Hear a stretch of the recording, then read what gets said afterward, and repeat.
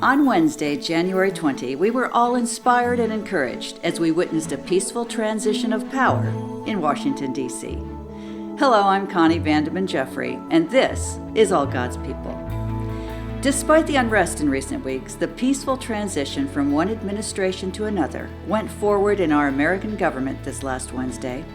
I know that there have been so many prayers ascending, asking for God's blessing on the affairs of our nation. As we continue to express thankfulness and gratitude for God's grace, let us also continue to pray for our leaders, that they will be led by God and will govern with integrity, compassion, and justice. There is news this week that impacts our church as well. For the second time in 10 months, members of the Executive Committee of the Global Seventh-day Adventist Church have voted to postpone the quinquennial session of the denomination, originally scheduled for late June of 2020, due to the challenges arising from the COVID-19 pandemic. The General Conference session is now scheduled for June 6 through 11, 2022 in Indianapolis. A link to the Adventist Review article is in our bulletin. Many are asking how this impacts the governance and church structure here in the West. The Pacific Union Conference constituency meeting is scheduled to take place August 15 and 16, 2021 in Tucson, Arizona.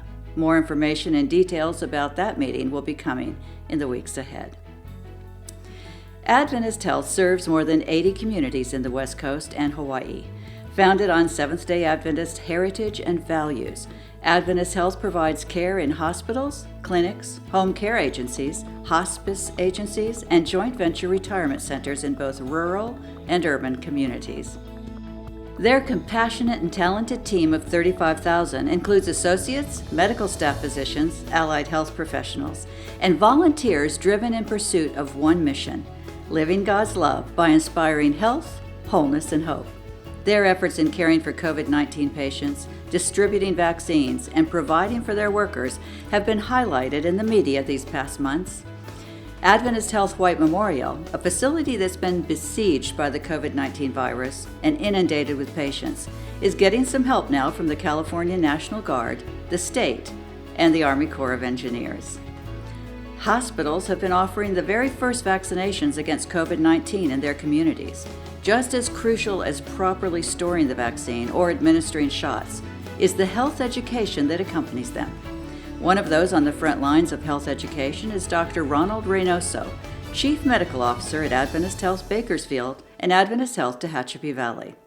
Read the informative Q&A with Dr. Reynoso about how the vaccine works. The link is in our bulletin. And from Hawaii, Adventist Health Castle begins vaccinations for seniors over 75 who live or work in Windward, Oahu. A huge thank you to all of our dedicated healthcare professionals at Adventist Health. Every year on the third Sabbath in January, Seventh-day Adventists around the world take time to remember the God-given gift of religious freedom. On Religious Liberty Sabbath, we take time to reflect on that precious gift of religious freedom, and we pray for the many millions of men, women, and children who continue to suffer harassment, discrimination, and even imprisonment or physical harm because they choose faithfulness to God no matter what. Religious Liberty Sabbath in North America will be commemorated tomorrow on January 23.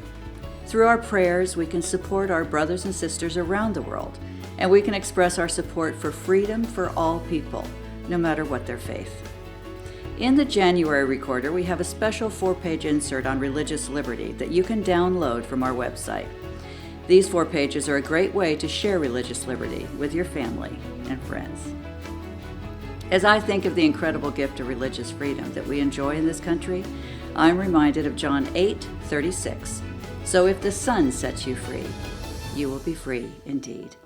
For All God's People, I'm Connie Jeffrey.